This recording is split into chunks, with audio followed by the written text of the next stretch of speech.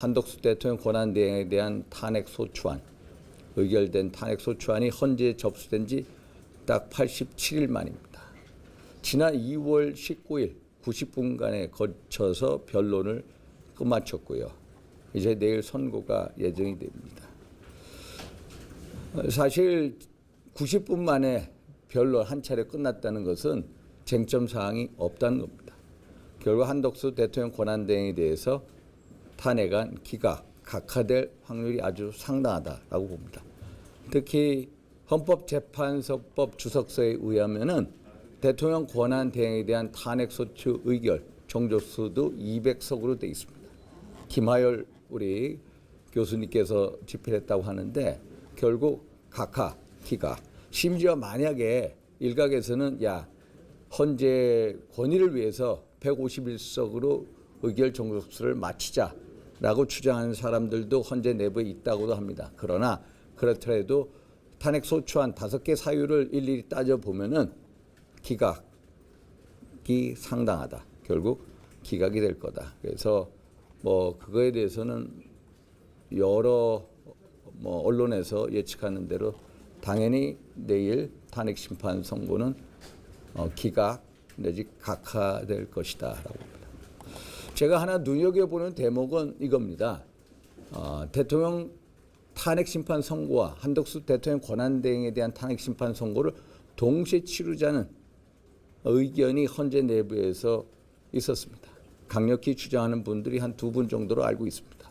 그분들의 생각은 뭐냐면은 한덕수 대통령 권한대행은 기각 내지 각하시키고 대통령 탄핵 심판 선고는 인용하자는 그런 생각에서 그런 안을 계속 추진했습니다만은 지난주 목요일인가 민당 박찬대 원내대표께서 최상목 대통령 권한대행의 대행까지 탄핵 소추를 하겠다라고 하니까 서둘러서 결국 기일 지정하게 됐다. 결국 대통령과 한덕수 두 분에 대한 탄핵 심판 선고가 동시에 이루어지는 게 아니라 최상목 권한대행까지 탄핵을 해버리면 이 나라가 어떻게 됐냐라는 헌재 내부의 어떤 양심에 따라서 한덕수 대통령 권한대행에 대한 탄핵 심판 선고를 월요일로 하게 됐다. 이런 말씀을 드립니다. 결국 대통령 탄핵 심판 선고에 대해서 평의에서 아직까지 일말의 이 합의점을 찾지 못하고 있다고는 하는 방증이기도 합니다. 심지어 일각에서는 4월 18일 문영배 이미선 재판관 퇴임 시점 직전까지 대통령 탄핵 심판 선고가 늦춰질 것이다라고 예상하고 있습니다만은 이렇게 가서는 안 된다. 하루 빨리 헌재는 다음 주 말이라도 대통령 탄핵 심판 선고를 빨리 해야 한다라는 말씀을 드립니다. 특히 이재명 민주당 대표에 대해서 공직선거법 위반 사건 2심 선고가 다음 주 26일에 예정돼 있습니다. 1차 11월 15일 1심 선고에서 징역 1년 집행유예 2년을 받았습니다마는 서울 고법에서도 적어도 공직선거법 100만 원, 벌금형 100만 원 이상의 형이 나올 것이다. 왜냐하면은 김문기를 몰랐다.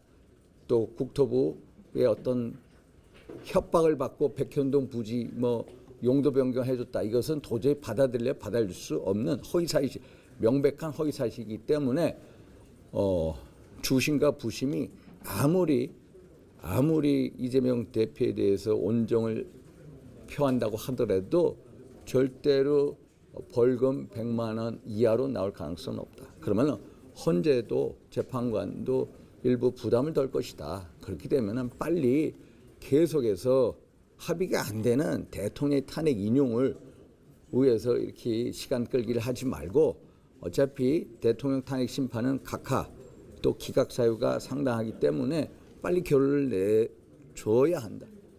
이게 국적 특히 한미 관계 또 여러 국내적인 문제를 빨리 해결할 수 있는 길이 대통령 탄핵 심판 선고를 빨리 하는 거다. 조속히 심판 선고를 해야 한다. 이런 말씀을 드립니다. 의원님, 그거는 한덕수 총리랑 대통령 같이 선고하기로 했었는데 예, 예. 저는 그렇게 알고 있습니다. 왜냐하면 원래 일부 재판관 분들이 대통령을 인용하고 한덕수는 기각하고 이런 식으로 동시 선고를 하자. 심지어 민당 내부에서도 그런 얘기가 많이 나왔거든요. 그건 헌재 분들하고 뭔가 이제 암묵적인 뭔가 있지 않았나 이런 생각을 했고요. 그런데 박찬대 원내대표께서 갑자기 최상모 권한대행에 대해서 탄핵 소추하겠다. 이것만은 아니다. 헌재 내부에서 이런 식으로 공백 상태, 국정의 공백 지도부로 만들면 안 된다. 그래서 성급하게 길 지정을 했다라고 저는 보고 있습니다. 국민의힘에서는 헌법재판소의 공정한 판결 또 졸속 재판은 안 된다면서 충분히 심리를 해야 한다고 했었는데 또 의원님께서는 빨리 선고를 해달라고. 이게요. 아니 충분한 심리를 하고 신속 심리를 한다고 했는데 사실 지금 상황은 4월 18일이면 이 문영배 이미선 재판관 두 분이 퇴임 예정입니다. 그런데 지금까지 뭐 이 계속 시간을 끌고 심지어 변론 종결을 하지 않았습니까? 변론 종결을 언제 했습니까? 2월 25일 날 변론 종결을 이미 선언을 했습니다. 그래서 다음부터 계속 평의를 하고 있어요. 평의를 하고 결론을 내야 되는데 아시다시피 3월 14일 못했습니다. 3월 20일 못했습니다.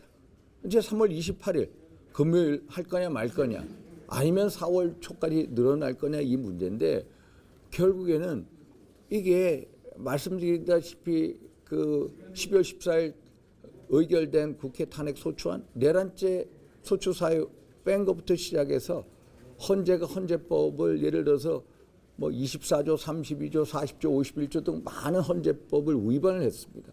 그분들도 너무 잘 아세요. 그리고 3월 7일 날 서울중앙지법 형사 20법 지기현 부장판사가 또 구속 취소 결정을 내렸어요. 거기서 뭐라고 그랬습니까?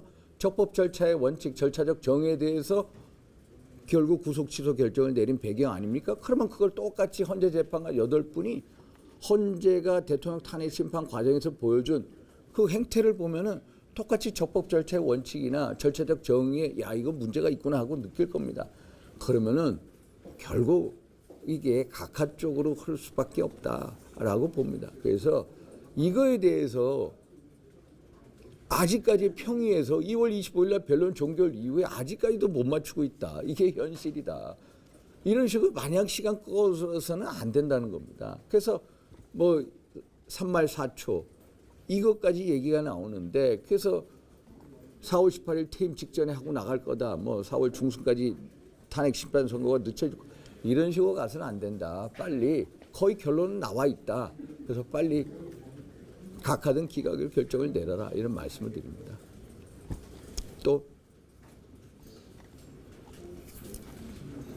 그리고 오늘 이제 어제 뭐 세이브 코리아 집회, 광화문 집회, 뭐 헌재 앞 집회 많은 집회가 있었습니다. 어제 이제 춘천에서 세이브 코리아 집회는 이제 강원도 의원분들이 많이 나오셨고 저도 참석을 했고 또 오늘 집회는 광주의 안디옥 교회에서 광주의 이제 중도 보수 단체 시민단체 연석회의가 있습니다. 거기서 그분들이 이제 집회를 교회 내에서 큰 교회라고 한 3,000명이 모인다고 하는데 거기서 박영우 담임 목사 주재하에 설교를 듣고 뭐 연사들이 나와서 얘기할 이제 연설할 예정인데 전한길 선생하고 저하고 같이 가게 됩니다. 오늘 아침에도 헌재 주변을 전한길 선생하고 조배숙 의원, 뭐 조성한 의원 등등 해서 같이 아침에 돌았는데 오늘도 제가 광주에 이제 집회 다녀온다 이런 말씀을 드립니다.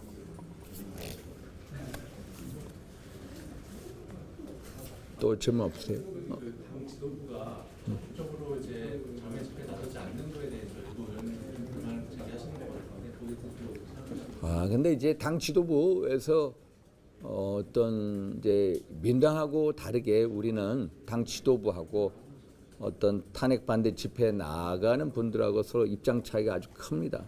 근데 저희들 입장에서는 당 지도부가 민당 지도부 같이 적극적으로 당론이 탄핵 반대 당론 아닙니까? 그럼 적극적으로 나서줬으면 하는 그런 바람을 갖고 있는데 일부에서 자꾸 언론에서 뭐 중도가 어떻다, 뭐 중도의 표가 떨어진다 이런 얘기를 하고 있는데 그것은 다분히 정치공학적인 얘기다. 지금 대통령 탄핵과 구속 사태의 본질은 대한민국의 법치주의 자유민주주의 체제가 붕괴되고 있다는 거다. 내란죄에 대한 수사권이 없는 공수처가 수사를 한다고 저랬죠. 영장 청구, 발부 집행 하나하나 보십시오. 그거 제가 열심히 공부해 왔습니다만 그 하나하나 보면 불법의 연속입니다. 헌재도 마찬가지입니다. 헌재가 10차례 위법 사례를 저질렀다. 이런 식으로 국민의 신뢰를 잃으면은 헌재가 가루가 될 거다. 허영경이 된 명예교수, 대한민국 헌법학계 최고 태도 어르신이 강력 경고하셨습니다.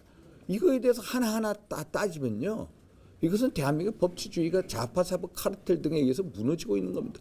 이런 거에 대해서 우리 지도부나 국회의원이 전부 다 혼연일체가 돼서 이 사태의 본질을 국민들한테 알려주는 거. 그게 결국 우리 당의 지지율이 올라가는 방향이다. 이거에 초점을 맞췄으면 하는 그런 바람을 갖고 있습니다. 그래서 지도부하고 저희하고 서로 다른 입장입니다만 조만간 이제 뭐 탄핵 심판 선고가 끝나고 하면은 다시 제자리를 찾을 거다. 단지 우리들하고 생각이 너무 다르다. 이런 말씀을 드립니다. 아까 헌법재판소 재판관 2명이 같이 하자 이렇게 말씀드렸다고 하셨잖아요. 그건 혹시 소스가 그거는 제가 이름을 말씀 못 드리고요. 심지어 내일 같은 경우에도 내일이 뭐 예상을 적어도 한 분 정도는 인용 속에 쓸 거다라고 하는데 그분이 포함되지 않겠나 이렇게 보고 있습니다.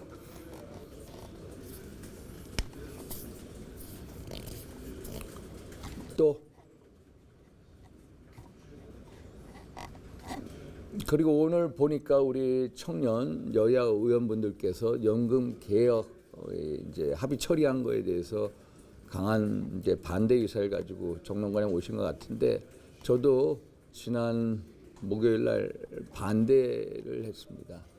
반대 연금 개혁안에 대해서 반대를 한 것은 기본적으로 이 연금 개혁안이 청년들의 희생을 강요하는 여야 지도부 간의 땜질 야합으로 보였기 때문입니다. 예를 들어서 자동 조정 장치도 없죠. 구조 개혁도 없죠. 그리고 연금 개혁이라는 것은 더 내고 덜 받는 식으로 이루어져야 되는데 더 내고 더 받는 자식으로 이루어졌고 특히 보험료를 9에서 13%로 올리는 데 있어서 이 세대별 차등 적용하자 이런 정부안이 있었는데 그것도 다 없애버렸습니다. 50대는 뭐 예를 들어서 1년에 1%씩 4% 4년간에 올리자. 40대는 0.5%씩 8년간에 올리자. 뭐 이런 식의 정부안이 있었는데 그런 걸 전부 무시하고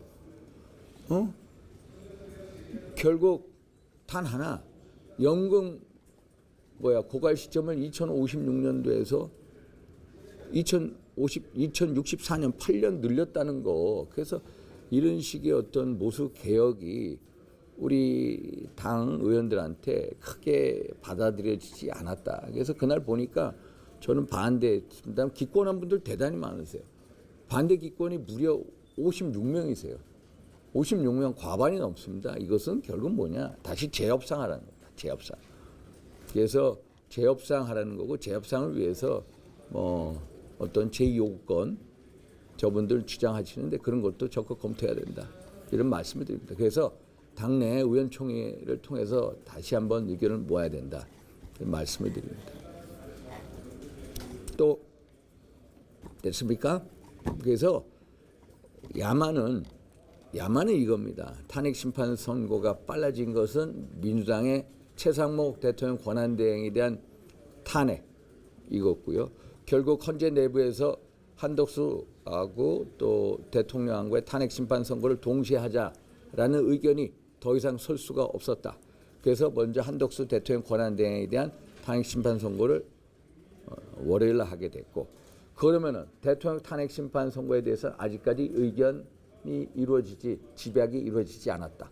지난 2월 25일부터 지금 얼마나 됩니까? 한 달 가까이 되지 않습니까? 그래서 빨리 어차피 이게 탄핵 인용으로 결론 내기는 힘들다. 탄핵 인용으로 결론 내기 힘들면은 빨리 카카나 기각 사유가 상당하다. 그래서 빨리 결정을 해달라 이런 말씀을 드리는 겁니다. 이상으로 마치고요. 예. 또 특별히 하나 더 없습니다. 그만 가겠습니다. 저는 광주 다녀오겠습니다.